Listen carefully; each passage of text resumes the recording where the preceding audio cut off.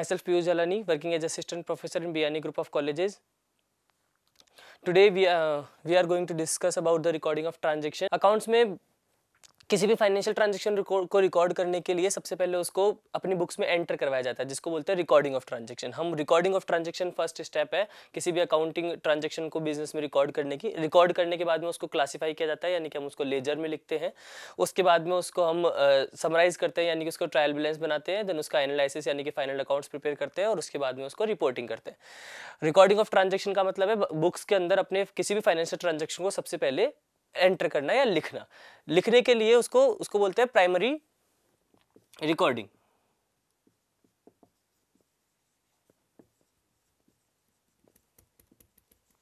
Primary recording जो है transactions की, वो 8 तरह की बुक्स में की जाती है. हमको एक बेसिक सबसे पहली जो जिसके अंदर हम सबसे पहले डेटा रिकॉर्ड करते हैं वो है जर्नल.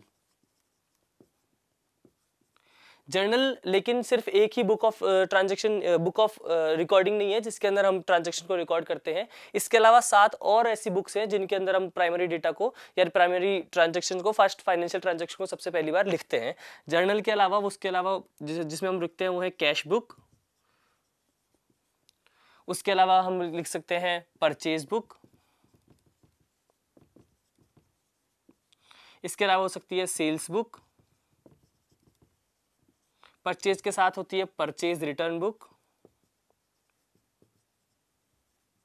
सेल्स के साथ बना सकते हैं हम सेल्स रिटर्न बुक.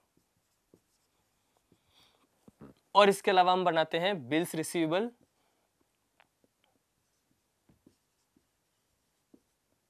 और इसके अलावा बनाते हैं बिल्स पेबल बुक.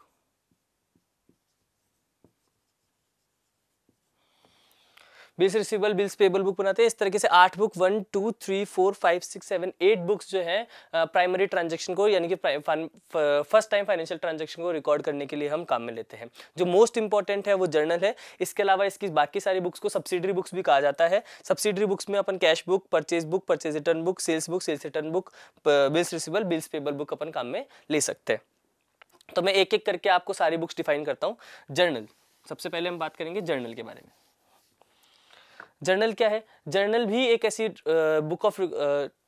बुक है जिसके अंदर हम फाइनेंशियल ट्रांजैक्शन रिकॉर्ड करते हैं. इसकी क्या क्या कैरेक्टरिस्टिक्स है, क्या क्या जिसमें इंपॉर्टेंट बातें हैं, वो ये है कि जर्नल के अंदर हमेशा जो डेटा है वो कैसे रिकॉर्ड किया जाता है, डेट वाइज. कैसे रिकॉर्ड किया जाता है? Date wise. ठीक है, यानी कि यहाँ पर जो कॉलम जो लिखेंगे इसको हम बोलते हैं क्रोनोलॉजिकल फॉर्म में. कैसे रिकॉर्ड करते हैं? क्रोनोलॉजिकल फॉर्म के अंदर रिपोर्ट करते हैं.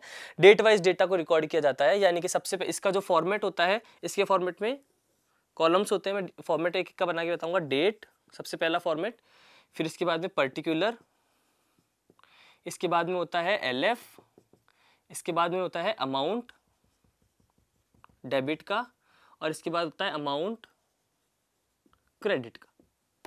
5 इसके अंदर कॉलम बनते हैं जिनके अंदर हम इसको रिकॉर्ड करते हैं. रिकॉर्ड करने के लिए हम किसी भी ट्रांजैक्शन को 5 कॉलम के अंदर डिफाइन करेंगे. इस डेट का मतलब होता है हम उसकी डेट डालते हैं. डेट के अंदर अपन सबसे पहले ईयर लिखते हैं, जैसे मैं फिलहाल लिखूंगा 2019. उसके बाद उसका मंथ लिखते हैं जनवरी, मान लो फॉर एग्जांपल, और यहाँ पर उसका डेट. इस तरीके से उसकी ट्रांजैक्शन अपन रिकॉर्ड करने के लिए उसकी डेट डालते हैं. डेट डालने का ये फिक्स्ड फॉर्मेट है. इसके बाद आप एंट्री करते हैं. एंट्री करने के बाद में जैसे मैंने कोई एंट्री करी, cash account debit to sales account, और इसके बाद में क्या लिखते हैं? इसके बाद में इसकी नरेशन लिखते हैं और उसके बाद में खींचते हैं एक लाइन. ये इसका एक प्रॉपर फॉर्मेट हो गया. लेजर फोलियो का मतलब है जब हम उसके ये पर्टिकुलर, जैसे ये हमने पास कैश अकाउंट बनाया है, सेल्स अकाउंट बनाया है, इनके अकाउंट नंबर लेजर में कौन से पेज नंबर पे लिखे हैं उसके हम रिकॉर्ड करते हैं. जैसे ये 18 पेज नंबर पे लिखा है, ये 20 पेज नंबर पे लिखा है. इसके बाद में इसके अमाउंट्स आ जाएंगे. डेबिट का, कैश का अकाउंट डेबिट है तो डेबिट के कॉलम में, क्रेडिट का अमाउंट क्रेडिट है तो क्रेडिट के कॉलम में. इस तरीके से हम जर्नल के अंदर डेटा को रिकॉर्ड करते हैं. जर्नल एंट्री करना एक अलग टॉपिक है, वो अलग से किसी और वीडियो में देखेंगे. बस हमने किसी को जर्नल अगर हमने एंट्री कर ली तो उसको रिकॉर्ड किस तरीके से किया जाता है, इस तरीके से रिप्रेजेंट किया जाता है. इसके बाद में जो नेक्स्ट बुक है वो है कैश बुक.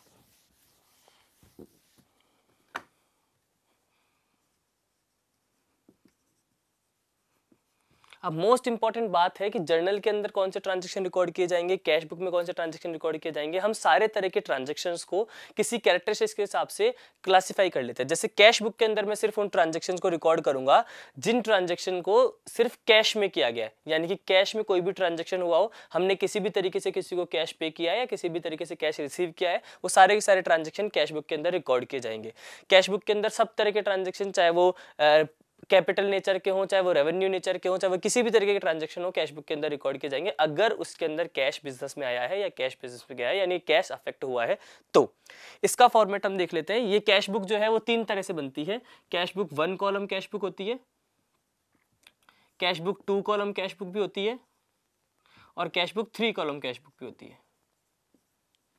अभी फिलहाल मैं सिर्फ 1 कॉलम कैश बुक की बात करूंगा, क्योंकि एक बार में 1 कॉलम कैश बुक का जो हम फॉर्मेट बना रहे हैं उसके अंदर देखेंगे। सबसे पहले उसका फॉर्मेट बनता है डेट, फिर पर्टिकुलर,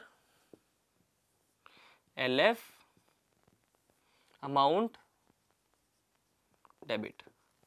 इसके बाद में ये डिवाइड हो जाता है और सेम ही फॉर्मेट बनता है दूसरी तरफ, डेट, पर्टिकुलर, LF और अमाउंट। ये इसका फॉर्मेट होता है, ठीक है। इसके अंदर जो ट्रांजैक्शन रिकॉर्ड किए जाते हैं वो बिल्कुल कैश अकाउंट में जिस तरीके से ट्रांजैक्शन बनाए जाएंगे उसी तरीके से रिकॉर्ड किए जाएंगे। जितनी बार बिजनेस में कैश आएगा हम उस ट्रांजैक्शन को यहाँ लिखेंगे 2 लिख के, और जितनी बार भी कैश जाएगा हम इसको ट्रांजैक्शन को क्या लिखेंगे, बाय करके। डेट डालने का तरीका मैंने आपको ऑलरेडी बता दिया है। ईयर लिखनी है सबसे पहले, उसके बाद में मंथ लिखना है और उसके बाद में डेट लिखनी है। इस तरीके से हम सारे ट्रांजैक्शन को क्या करते रहेंगे, रिकॉर्ड करते हैं। जितनी बार भी कैश बिजनेस में आएगा उसको क्या करेंगे, डेबिट साइड में लिखेंगे। जितनी बार बिजनेस से कैश जाएगा उसको किस तरफ करेंगे, क्रेडिट साइड तरफ लिखेंगे। जैसे कि अगर मुझे अभी मैंने सेल्स की एंट्री की थी, cash account debit to sales, तो मैं उसको कैसे लिखूंगा, कैश के डेबिट में टू सेल्स, और उसका ट्रांजैक्शन में रिकॉर्ड करूंगा इधर के अमाउंट में, राइट। और अगर इसी तरीके से मेरे को कैश किसी को देना पड़ेगा, जैसे फॉर एग्जांपल मैंने रेंट का पेमेंट किया है तो एंट्री होगी rent account debit to cash, तो इसकी तरफ लिख देंगे मैं बाय रेंट अकाउंट, और इसके अंदर अमाउंट यहाँ रिकॉर्ड करते जाएगा। इस तरीके से क्या होता है, कैश की बुक का वो रिकॉर्ड किया जाता है, कैश बुक में ट्रांजैक्शन रिकॉर्ड किए जाते हैं। 2 कॉलम कैश बुक हम उसको बोलते हैं जहां पर हमारे पास यहाँ पर एक अमाउंट के कॉलम की जगह अमाउंट के कॉलम कितने हो जाएंगे, 2, और वो अमाउंट का जो कॉलम बढ़ेगा वो किसका बढ़ेगा, डिस्काउंट का। इसको बोलेंगे 2 कॉलम कैश बुक। डिस्काउंट और अमाउंट के 2 कॉलम वहां पर हमारे पास हो जाते हैं तब वो। और 3 कॉलम कैश बुक के अंदर अमाउंट के कॉलम कितने हो जाएंगे, दोनों तरफ, इस तरफ भी डिस्काउंट और 3 तरफ के कॉलम में 3 कॉलम हो जाएंगे। डिस्काउंट अमाउंट कौन सा, कैश का, और अमाउंट कौन सा, बैंक का। ऐसे करके यहाँ पर 3 कॉलम इस तरफ और 3 कॉलम ही इस तरफ। यहाँ पर भी डिस्काउंट का, अमाउंट में एक कैश का और एक बैंक का कॉलम हो जाए, इसको बोलते हैं 3 कॉलम कैश बुक। जब हम कैश के साथ में उसके ऊपर मिलने वाला डिस्काउंट, और अगर हमने कोई ट्रांजैक्शन बैंक से किया है तो उसको भी हम सेम ही बुक में रिकॉर्ड करते हैं, that is called cash book.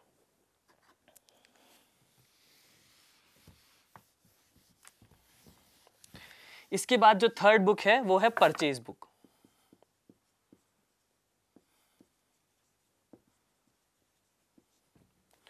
Purchase book के अंदर जो ट्रांजैक्शन रिकॉर्ड किए जाएंगे वो कौन से ट्रांजैक्शन होंगे, ऐसे ट्रांजैक्शंस जो सिर्फ और सिर्फ क्रेडिट परचेज के हैं। यानी कि अगर मैंने किसी से सामान खरीदा है और वो सामान मैंने उधार में खरीदा है तो वो किस में रिकॉर्ड किया जाएगा, परचेज बुक में। क्योंकि हम जब सामान परचेज करते हैं, कोई भी हम गुड्स परचेज करेंगे तो या तो हम कैश में परचेज कर सकते हैं या हम क्रेडिट परचेज कर सकते हैं। अगर हमने कैश में परचेज किया है तो उसको रिकॉर्ड किया जाएगा कैश बुक में, और अगर उसको उधार में परचेज किया है तो रिकॉर्ड किया जाएगा परचेज बुक में। अब परचेज बुक का फॉर्मेट क्या है, ये इसकी कैरेक्टरिस्टिक है कि हम परचेज बुक में कब ट्रांजैक्शन रिकॉर्ड करते हैं।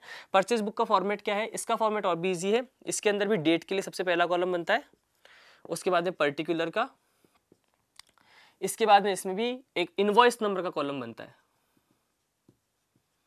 इसके बाद में इसका कॉलम बनता है अमाउंट का जो होती है डिटेल्स, और एक बनता है अमाउंट का फाइनल कॉलम। अगर मैंने कोई ट्रांजैक्शन, जैसे कि फॉर एग्जांपल मैंने किसी बिजनेस से कोई सामान खरीदा है उधार में, जैसे कि मैंने एक राम एंड सन्स से मैंने सामान खरीदा है, तो मान लो 2019 जनवरी 1 मैंने राम एंड सन्स से सामान खरीदा है और मैंने उससे खरीदे हैं फैन।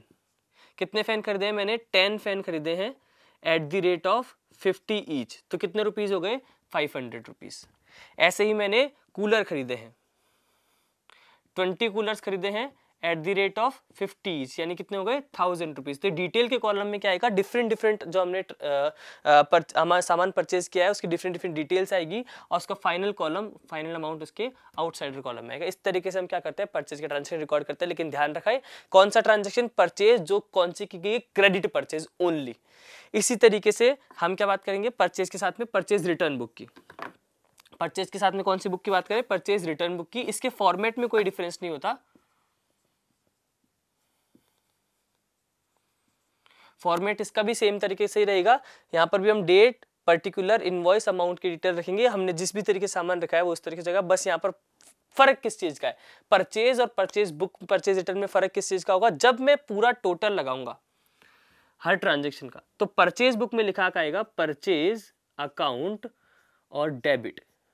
क्यों आएगा, क्योंकि परचेज का अकाउंट हमेशा क्या होता है, डेबिट। परचेज का मतलब debit what's comes in, goods हमारे बिजनेस में आया है, हम उसको क्या करेंगे, डेबिट करेंगे। और अगर यही परचेज रिटर्न वाली बुक है तो यहाँ पर क्या लिखेंगे, परचेज रिटर्न अकाउंट क्रेडिट, और ये इसका टोटल लगाकर अकाउंट हमने इसी बुक को क्या कर दिया जाएगा, बंद कर दिया जाएगा। इस तरीके से 4 मैंने आपको आज बुक बताई, journal book, cash book, purchase book और परचेज रिटर्न बुक। बाकी की 4 बुक कौन कौन सी बची हैं अभी, sales, sales return, bills receivable, bills payable. इनको हम पढ़ेंगे हमारी नेक्स्ट वीडियो में। Thank you for watching, please like and subscribe my video, and please subscribe guruKP.com। Thank you.